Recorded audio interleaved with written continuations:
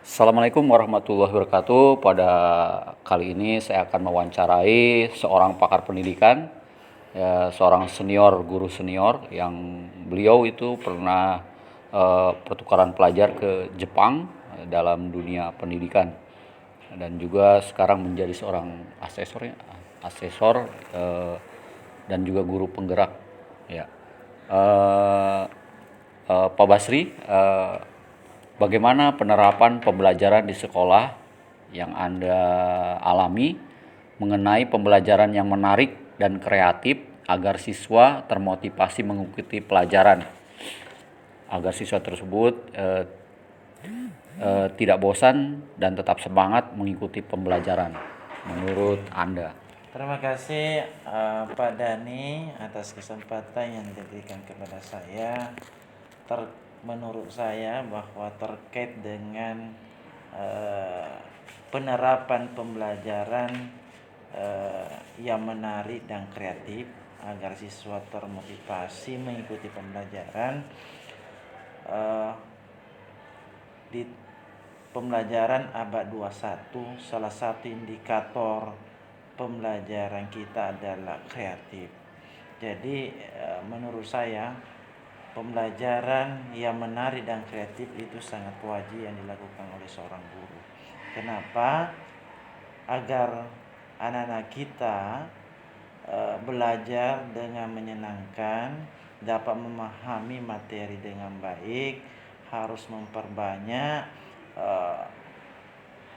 ide-ide kreatif, termasuk di dalamnya adalah bagaimana menciptakan anak kita active learning. Iya. Yang selanjutnya adalah harus juga diawali dengan selalu memberikan motivasi belajar agar selalu aktif, agar selalu mempunyai visi misi ke depan yang lebih cerah. Itu pandangan saya, Pak. Oke, terima kasih. Adakah siswa Bapak yang pernah Bapak alami yang berkebutuhan khusus bersekolah di sekolah Anda, dan bagaimana menangani siswa tersebut dalam pembelajaran, terutama siswa yang berkebutuhan khusus? Ya, terima kasih. Terkait dengan siswa yang berkebutuhan khusus di sekolah, berdasarnya di sekolah kita, di sekolah kami memang ada sekitar 1% ya berkebutuhan khusus. Tapi itu tidak menjadi penghalang bagi kami dalam memberikan layanan yang terbaik terkait dengan pendidikannya, baik di kelas maupun di luar kelas. Karena pada dasarnya anak kita ini adalah different atau ada diferensiasi. Artinya anak-anak kita bagaimana bisa tumbuh sesuai dengan bakat, minat dan potensinya. Dan termasuk juga anak kita yang berkebutuhan khusus tentu memiliki bakat dan minat begitu potensi. Maka pembelajaran kita harus disetting dengan namanya berdiferensiasi dengan memetakan karakteristik maupun potensi bakat dan minatnya. Seperti itu, Mas. Ya, terima kasih. Adakah kendala apa saja yang menghambat pembelajaran sehingga pembelajaran seorang siswa tersebut tidak tuntas atau nilainya bermasalah? Ya, kendala yang sering kita hadapi dalam proses pembelajaran karena sebagian besar siswa kita heterogen.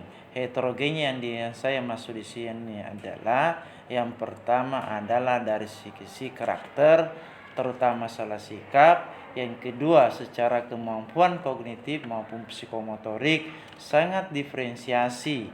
Artinya apa? Bahwa sebelum ini ada pembelajaran, sekarang diferensiasi seharusnya ada namanya asesmen diagnostik untuk memetakan kemampuan awal anak kita sebelum memasuki pembelajaran permapel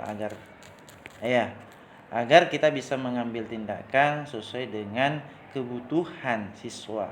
Karena pembelajaran sekarang harus didasarkan pada kebutuhan siswa, bukan kebutuhan guru atau namanya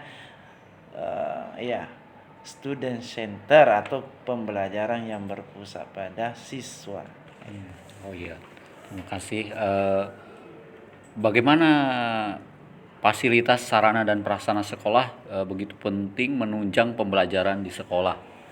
Ya, terkait dengan fasilitas sarana dan prasarana sekolah dalam menunjang pembelajaran di sekolah ini sangat penting karena sarana prasarana bagian dari kelengkapan pendidikan kita. Ketika sarana memadai di dalam kelas, otomatis banyak media-media yang kita gunakan sebagai penyambung informasi dalam pembelajaran kita. Terima kasih. Bagaimana sekolah Anda membina hubungan antara sekolah dan orang tua siswa, keterlibatannya dalam pembelajaran di sekolah, hubungan antara orang tua siswa dan siswa, keterlibatannya di pembelajaran di sekolah? Ya, terkait dengan membina hubungan antar sekolah dengan orang tua, terutama terkait dengan penyampaian pembelajaran. Ini sangat penting membina hubungan, terutama karena pendidikan itu tidak bisa dikelola hanya di sekolah, tapi harus melibatkan salah satunya orang tua atau masyarakat, bahkan pemerintah. Terkait dengan hubungan dengan orang tua, bahwa harus ada silaturahmi, apakah secara online atau secara offline, untuk menyampaikan informasi atau penyampaian ketercapaian pembelajaran anak kita di sekolah, agar orang tua bisa melihat perkembangan secara langsung penyampaiannya dari guru-guru ataupun dari pihak sekolah. Dan kedua, harus ada sarana yang bisa membina. Salah satunya sekarang adalah yang berkembang bisa melalui aplikasi media sosial atau memunculkan suatu sistem yang dikemas agar orang tua bisa melihat langsung perkembangan pendidikan di sekolah untuk sementara. Bagaimana penerapan pembelajaran literasi di sekolah yang Bapak pernah temui? Kalau penerapan pembelajaran literasi di sekolah, khususnya di sekolah kita, sangat luar biasa karena hampir setiap hari sebenarnya literasi sudah berjalan dengan luar biasa. Salah satunya adalah ada setiap pekan, kadang ada reading day, ada juga sebagai penghargaan adalah menulis berita, begitu juga ada namanya student of the month untuk memberikan penghargaan bagi anak kita apa karakternya. Literasi digital juga sangat penting, bahkan literasi yang lain juga sangat penting. Kalau di sekolah kita sudah berjalan dengan luar biasa. Iya.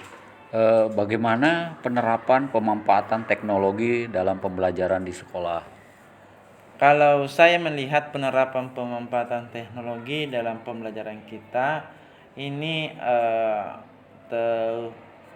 guru-guru di sekolah sangat luar biasa karena sudah melek dengan IT.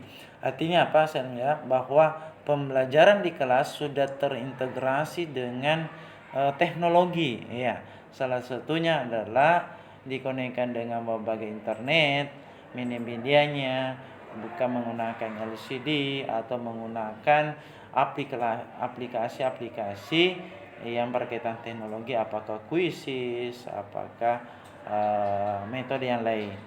Begitu juga terkait dengan nilai-nilai siswa, itu sudah ada pemanfaatan teknologi karena di sekolah sudah ada SIMDIK. Begitu juga aplikasi yang lain. Oke. Terima kasih Pak Basri atas kerjasamanya, atas wawancaranya. Pak Basri ini adalah seorang guru dan pakar pendidikan yang pernah ke Jepang, pertukaran pelajar ke Jepang, dan demikian wawancara. Bila itu wilayah. Wassalamualaikum warahmatullahi wabarakatuh.